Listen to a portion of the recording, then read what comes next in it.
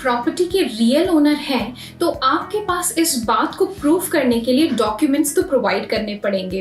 इस वीडियो में हम आपको बताएंगे कि तमिलनाडु में पट्टा चिट्टा क्यों यूज किया जाता है और इससे रिलेटेड बहुत सारे डिटेल्स भी। जैसा कि हमने आपको बताया, पट्टा आपका अपने प्रॉपर्टी पे जो लीगल राइट है उसे प्रूव करता है। तमिलनाडु स्टेट गवर्नमेंट ने तमिलनाडु पट्टा चिट्टा लैंड रिकॉर्ड्स के जरिए सिटीजन्स को डिजिटाइज्ड रिकॉर्ड्स का लाभ उठाने का मौका दिया। This service comes under the revenue department. आइए देखते हैं कि पट्टा चिट्टा होता क्या है। पट्टा किसी भी लैंड का रेवेन्यू रिकॉर्ड होता है जिसे आप रिकॉर्ड ऑफ राइट्स के नाम से भी जानते होंगे। पट्टा डॉक्यूमेंट में आपको पट्टा नंबर, डिस्ट्रिक्ट, तालुक और village, owner's name, survey number and subdivision, whether it's a wetland, dry land, area of this land, tax details ऐसे कुछ details mention होते हैं। चिट्टा में आपको usually details about the area, size, ownership of the property ये सभी की जानकारी मिलती है। ऐसे details को village administration maintain करता है। 2015 के पहले ये दोनों डॉक्यूमेंट्स अलग अलग होते थे, पर उसके बाद both these documents have been merged and are available as one with all the relevant information in the patta. Details on the पट्टा चिट्टा डॉक्यूमेंट। हम आपको फिर से बता दें कि पट्टा चिट्टा डॉक्यूमेंट में आपको ये सारे डिटेल्स मिल जाएंगे। This includes name of the owner, quantity of patta, subdivision and survey number, name of the district, village and taluk of the owner, area or dimensions of the land, tax details of the owner, information about whether it is dry land or wetland, chitta land ownership, documents required to apply for patta chitta online. अगर आप पट्टा चिट्टा के लिए apply कर रहे हैं तो आप ओरिजिनल सेल डीड और फोटोकॉपी को हैंडी रखें। इसे आपको तहसीलदार के ऑफिस में सबमिट करना पड़ेगा। इसके अलावा proof of possession of the property जैसे कि property tax payment receipt, electricity bill या इनकम्प्रेंस सर्टिफिकेट, इसे भी आप साथ रखें। हाउ टू अप्लाई फॉर पट्टा चिट्टा ऑनलाइन इन तमिलनाडु।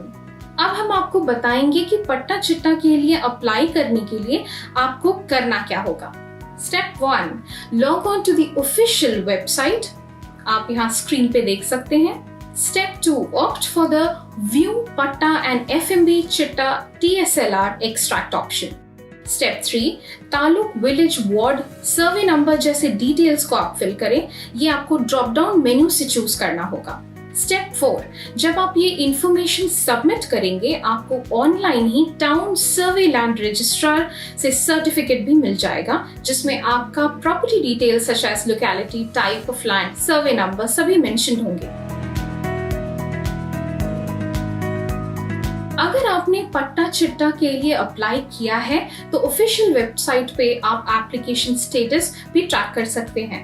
आपको सिर्फ अपना एप्लीकेशन आईडी यूज करना पड़ेगा। अगर आप वैलिडिटी चेक करना चाहते हैं तो आपको रेफरेंस नंबर एंटर करना पड़ेगा। पट्टा चिट्टा आप बहुत ही नॉमिनल कॉस्ट में ऑब्टेन कर सकते हैं। Now, how to verify पट्टा चिट्टा। पट्टा चिट्टा बड़ी आसानी से ऑनलाइन लिंक के जरिए वेरीफाई कर सकते हैं। Simply select verify patta and use the reference number and submit it to obtain the verification. How to transfer patta chitta. पट्टा चिट्टा ट्रांसफर करने के लिए भी आपको अप्लाई करना पड़ेगा।